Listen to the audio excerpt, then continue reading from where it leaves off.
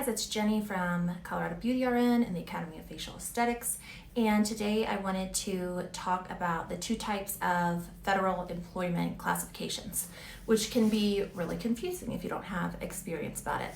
So, two broad categories. The first one is employee or W-2, and the second one is independent contractor or 1099. So let's talk about both briefly.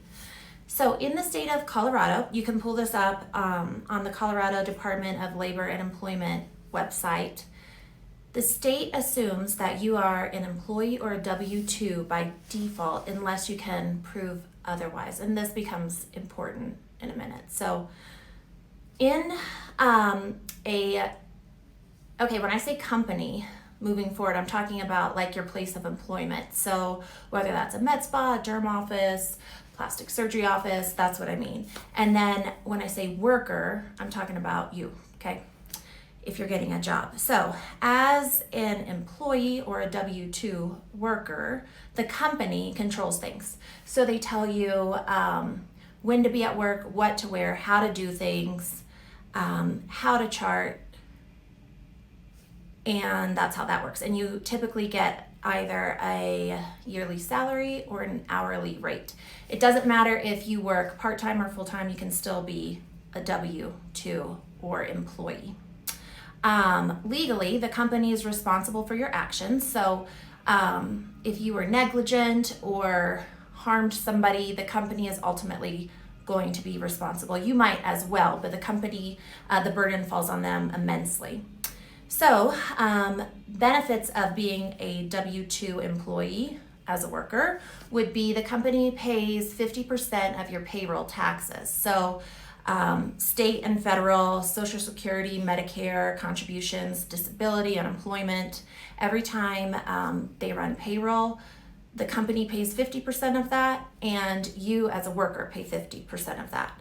As a W-2 employee, you're also eligible for any benefits the company offers, like health insurance, paid time off, maternity leave, 401ks, 401k contributions, etc. When you do your taxes as a worker, you could deduct unreimbursed business expenses, so like professional dues, or if you went to like an educational conference or took a course. If you itemize those expenses, have receipts, have documentation that you were there, and if they exceed 2% of your gross income. So gross is like if you get paid $40 an hour. It's before any taxes are taken out. So your adjusted annual gross income. That's kind of how a W-2/employee works. Now let's talk about independent contractor 1099. So legally, the company, if you're a 1099 or independent contractor, cannot tell you how to do your job. They are contracting with you for services, so you kind of have an outcome that you agree upon, but they can't tell you what to wear, when to be at work, how to schedule your patients, anything like that. The company does not pay any of your taxes, so they don't pay that 50% of your federal and state payroll taxes, the Medicare, Social Security, disability, all that. They do not do that. Okay, if you're classified as a 1099, the company who you're contracting with cannot require that you only work for them. You are independent contractor / 1099. So you decide what you do. You're basically lending your service to them. So you, as a 1099, you can legally work for multiple companies offering the same service. The company legally must pay you a fixed rate. So as an independent contractor or 1099, you cannot legally be paid hourly or salary. You have a fixed fee, like whether that's like a monthly fixed fee, and it's just how it is. So you are not eligible as a 1099 or contractor to receive company benefits like paid time off, health insurance, 401k, leave, etc. Legally, the company should not pay you directly as a 1099 or independent contractor. They should pay your business if you're an independent contractor, you really should have an LLC, by the way, but they should pay your LLC. So if I served as an independent contractor for somebody, legally, they shouldn't write me a check as Jenny Garland. They should write me a check as Colorado Beauty RN, because that's my business name / trade name. So it can be really tricky, and I think of a lot of companies don't realize they often misclassify workers, but it can really open a can of worms if you are classified as a 1099 but treated as an employee. The labor department does not like that for the company.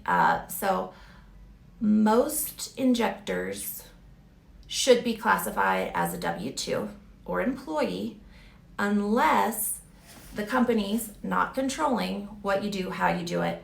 They just want the outcomes. Oh, also with 1099 and independent contractors, the company cannot really train you. Very minimal training, like is legally how that works. So if you're receiving intense training, you should be a W-2. So companies like 1099 / independent contractors, because they can save about 30% of what they would pay a W-2. However, legally, ethically, it's often murky at best and not best practice. You'll end up paying a whole lot more if you get a lawsuit. So to recap, if you get an offer, which we'll talk about, let me know what you guys want to talk about. I was thinking maybe like reasonable new injector pay. But if you're getting paid as a W-2 employee $40 an hour, that's one offer. And then you get an offer for $57 an hour as 1099. 57 sounds significantly better, right? But once you take out the 30%, it's the same thing, and you have a lot more risk. If you get sued as a 1099 or independent contractor working at another place of business for negligence or something like that, you are totally responsible. The company is like, they're independent, I don't know. So it's really important to make sure that you're classified correctly. There are labor attorneys you can have a consultation with, but if you're looking over a contract, unless you're a W-2, I would highly recommend that you at least look at the Colorado Department of Labor and Employment. They have a great website, and it'll help you clear things up. And let me know what questions you have.